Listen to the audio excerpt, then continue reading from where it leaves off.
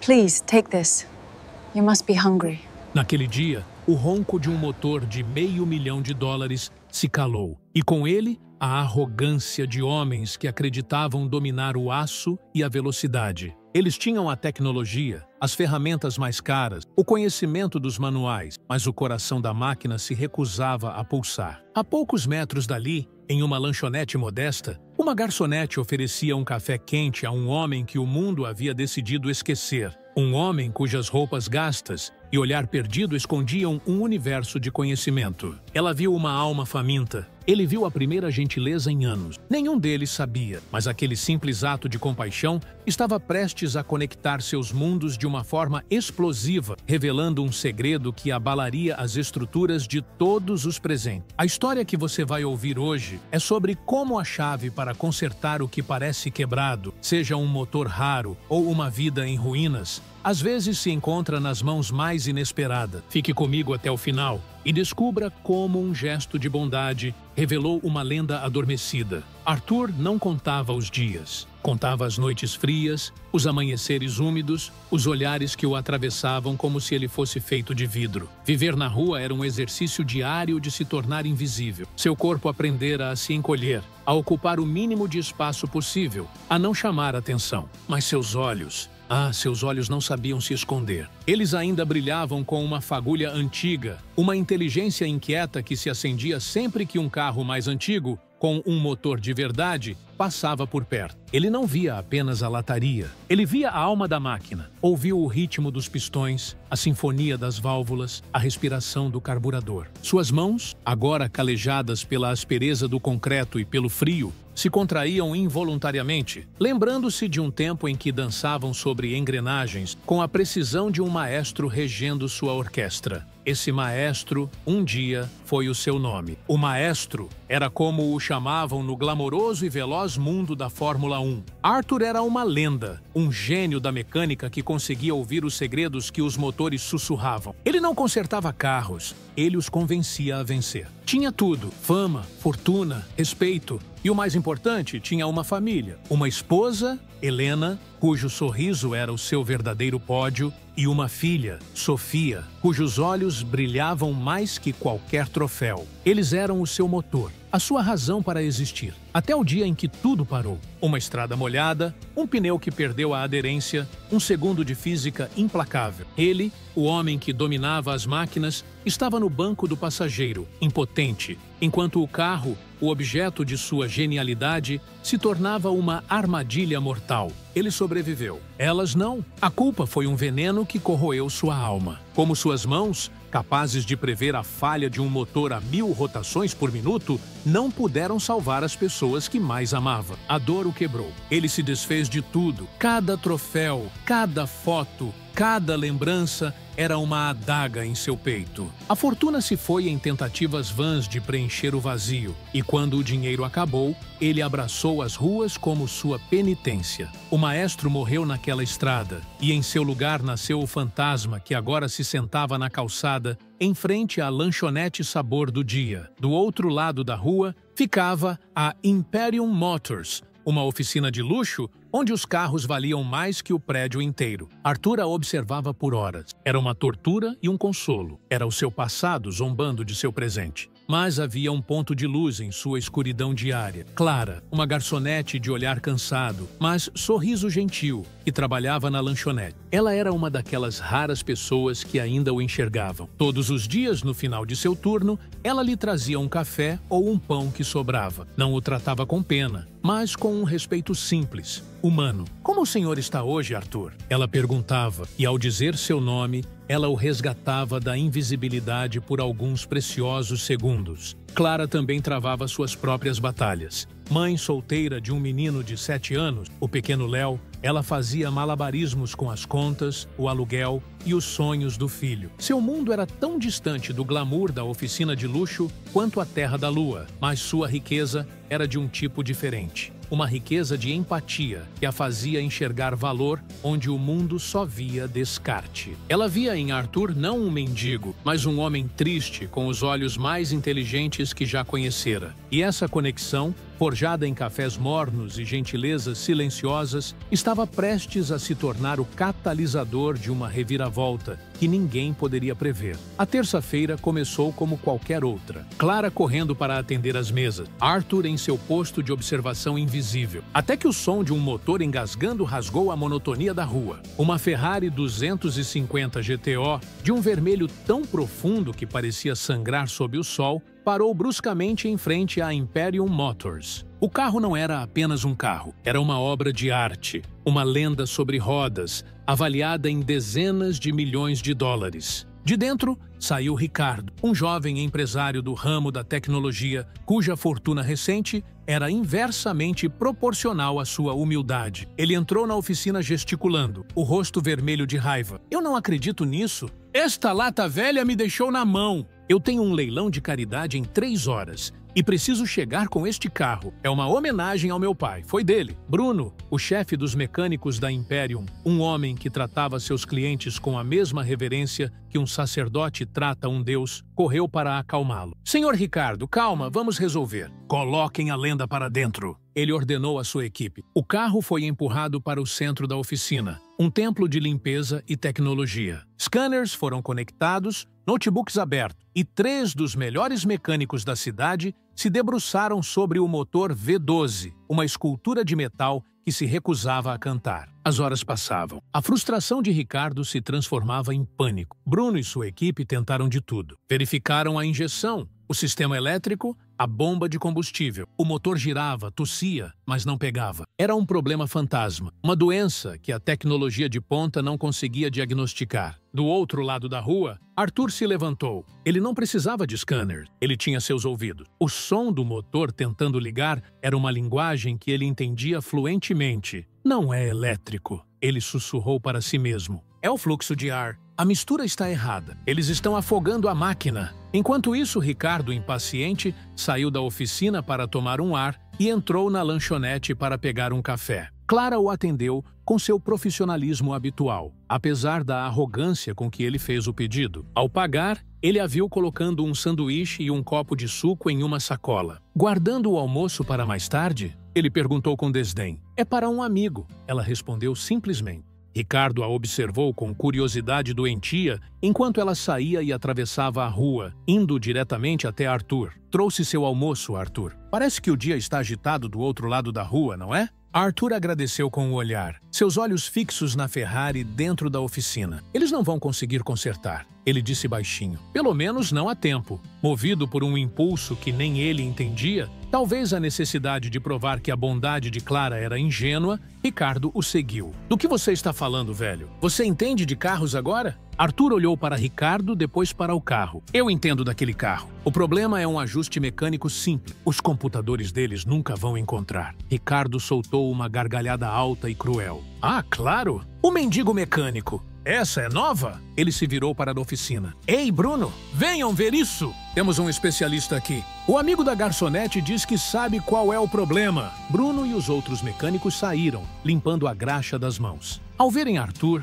a zombaria foi unânime. "Perdeu o caminho do ferro velho, parceiro", disse um deles. Clara sentiu o rosto queimar. "Parem com isso. Ele só estava comentando." "Comentando?" Bruno riu. "Senhora, com todo o respeito, estamos lidando com uma máquina de 50 milhões de dólares. A última coisa que precisamos é da opinião dele." O desprezo em sua voz era palpável. "Eu posso consertar", Arthur disse, a voz firme, cortando as risadas. Em 5 minutos, a declaração foi tão audaciosa, tão absurda, que o silêncio se instalou por um momento, antes de explodir em mais gargalhada. 5 minutos? Ricardo zombou, secando uma lágrima de riso. "E o que você quer em troca? Um castelo?" "Não." Arthur respondeu, olhando nos olhos de Clara, e depois de volta para Ricardo. "Um prato de comida quente. E que vocês peçam desculpas a esta moça por tratá-la como se a gentileza dela fosse uma falha de caráter." A humilhação era um espetáculo público. Os funcionários da oficina, clientes, pessoas que passavam na rua, todos pararam para assistir. O mendigo,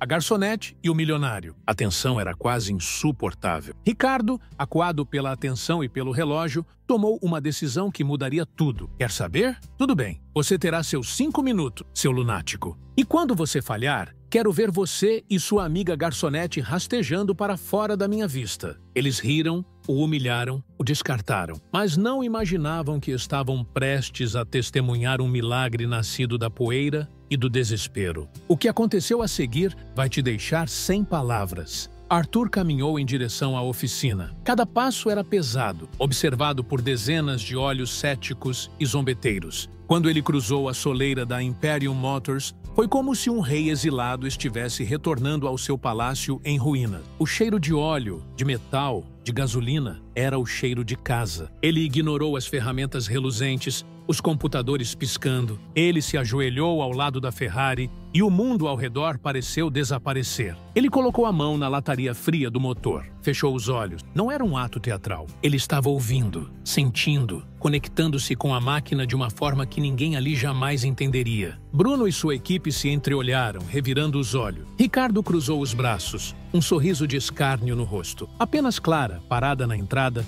prendia a respiração. Uma mistura de medo e uma inexplicável esperança em seu coração. Preciso de uma chave de fenda e um pedaço de mangueira de borracha. Pequeno, uns 10 centímetros, disse Arthur sem abrir os olhos. Um dos mecânicos mais jovens, a contragosto, entregou-lhe as ferramentas. As mãos de Arthur, que tremiam ao segurar um copo de café, agora eram de uma firmeza cirúrgica. Ele usou a mangueira como um estetoscópio, encostando uma ponta em seu ouvido e a outra em diferentes pontos do carburador triplo Weber. Ele ouvia o fluxo, ou melhor, a falta dele. A sinfonia estava desafinada, é o que eu pensei. Ele murmurou. A agulha do segundo carburador está presa. Uma sujeira minúscula, provavelmente. A compensação eletrônica tenta corrigir, injetando mais combustível nos outros dois, e acaba afogando o motor. Vocês procuram um erro de software, mas o problema é um cisco de poeira. Bruno deu um passo à frente. Impossível. Nós limpamos todo o sistema. 3 vezes. Vocês limparam com ar comprimido e produtos químicos. Arthur respondeu, abrindo os olhos. Mas não libertaram a agulha manualmente. Esta máquina é analógica. Ela precisa de um toque humano, sem esperar por permissão. Ele usou a ponta da chave de fenda para dar um toque minúsculo, quase imperceptível, em uma pequena alavanca na lateral do carburador. Um clique metálico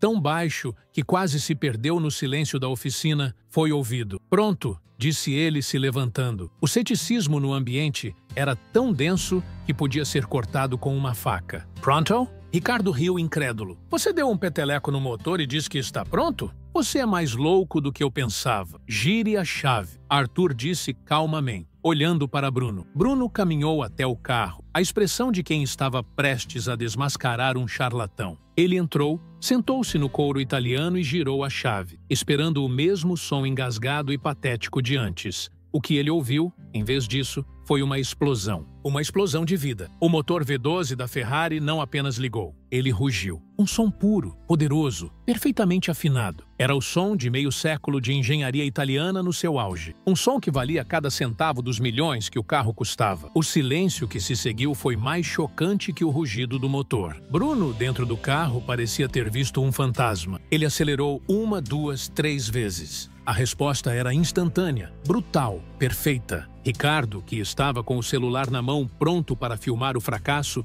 deixou o aparelho escorregar de seus dedos e cair no chão. Os outros mecânicos estavam de queixo caído, olhando do motor para Arthur, como se ele fosse um feiticeiro. Arthur não sorriu, não demonstrou triunfo. Ele simplesmente se virou e caminhou em direção a Clara. Ele pegou o sanduíche que ela havia lhe trazido, abriu a embalagem e deu uma mordida. Ricardo finalmente saiu de seu transe. Ele se aproximou de Arthur, a arrogância completamente evaporada, substituída por um espanto reverente. Como você sabia? Quem é você? Arthur terminou de mastigar, seu olhar calmo encontrando o do milionário. Eu sou um homem que estava com fome, e disse. Ele então se virou para Bruno. E vocês devem um pedido de desculpas a esta moça. A humilhação agora era deles. Diante da genialidade inexplicável, seus julgamentos, sua zombaria, pareciam infantis e cruéis. O motor cantava, mas o silêncio na oficina era ensurdecedor. O segredo de Arthur não era mais um sussurro nas ruas. Era um trovão que abalava as fundações daquele mundo de luxo.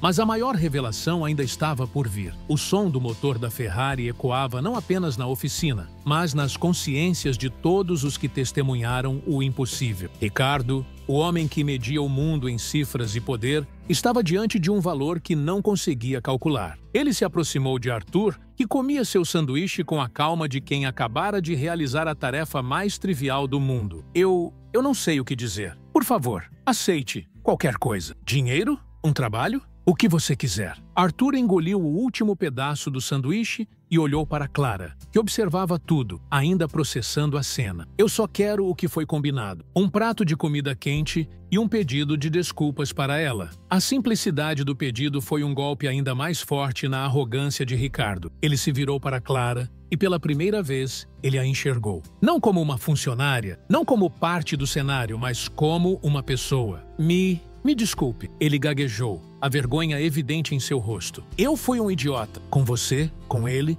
não há desculpa para o meu comportamento. Ele então se virou para Bruno e sua equipe, que permaneciam paralisados. Vocês também. Peçam desculpas. Um por um, os mecânicos, liderados por Bruno, se aproximaram de Clara e Arthur, murmurando desculpas sinceras. A hierarquia daquele lugar havia sido virada de cabeça para baixo. O conhecimento, o verdadeiro poder, não estava nos uniformes limpos ou nos salários altos, mas nas mãos sujas de um homem que eles haviam desprezado. Ricardo, em um gesto de genuíno remorso, foi até a lanchonete. Ele não apenas pediu um prato de comida para Arthur, o prato mais caro do menu, mas também pagou o almoço de todos os clientes que estavam ali e deixou para Clara uma gorjeta que era maior que o salário de uma semana inteira dela. Isso é só o começo, ele disse a ela. Eu errei e vou consertar. A partir daquele dia, a dinâmica da rua mudou. Ricardo se tornou um cliente regular da lanchonete, sempre tratando Clara e seus colegas com um respeito que beirava a reverência. Na Imperium Motors, a atmosfera era outra. Bruno, o chefe arrogante, agora procurava Arthur todos os dias. Não mais com zombaria, mas com pergunta. Ele trazia diagramas de motores complexos,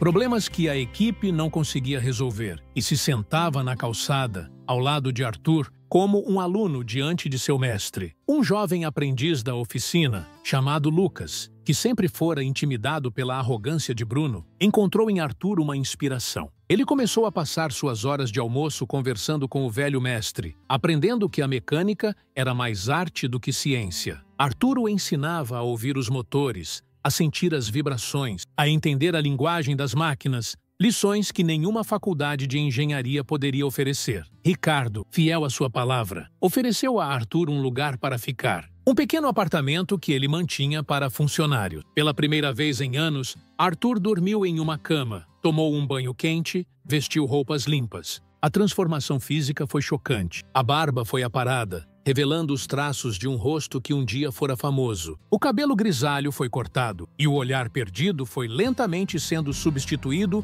por um brilho de propósito. O maestro começava a ressurgir das cinzas, mas era uma versão mais sábia, mais humilde. Ele recusou o emprego formal na Imperium, mas aceitou ser um consultor. Sua presença transformou o lugar. Ele não apenas consertava os carros mais difíceis, ele ensinava, inspirava e, acima de tudo, humanizava a oficina. Ele mostrou a eles que o respeito não se media pela conta bancária do cliente, mas pelo desafio que a máquina apresentava. Clara via tudo isso com um misto de assombro e alegria. O homem triste que ela ajudava por compaixão estava se tornando o mentor de um mundo que antes o desprezava. Sua vida também se transformou. Com a estabilidade financeira proporcionada pela generosidade de Ricardo e a nova paz de espírito, ela podia finalmente respirar, sonhar com um futuro melhor para seu filho, Léo. A conexão entre ela e Arthur se aprofundou. Eles conversavam todos os dias Não mais sobre o tempo ou as dificuldades, mas sobre sonhos, sobre o passado, sobre como a vida pode dar voltas inesperadas. Ela era a sua âncora no presente. Ele era uma janela para um mundo que ela nunca imaginou. Arthur estava reconstruindo sua vida, mas, mais importante, estava reconstruindo a vida de todos ao seu redor. Como um mecânico habilidoso que não conserta apenas uma peça, mas recalibra o motor inteiro para que funcione em harmonia. Mas o passado é uma sombra persistente, e a lenda do maestro estava prestes a vir à tona de uma forma que ninguém esperava. A história do mendigo gênio que consertou a Ferrari de Ricardo começou a se espalhar. Primeiro como um boato entre os entusiastas de carros de luxo, depois como uma nota de rodapé em um blog automotivo. A descrição era sempre a mesma: um homem mais velho, de conhecimento enciclopédico, que apareceu do nada e resolveu o insolúvel. A história era boa demais para não ser investigada. Foi um jornalista veterano, especializado em automobilismo, que conectou os pontos. A descrição do método de Arthur, seu jeito de ouvir o motor, o foco em um ajuste mecânico e não eletrônico,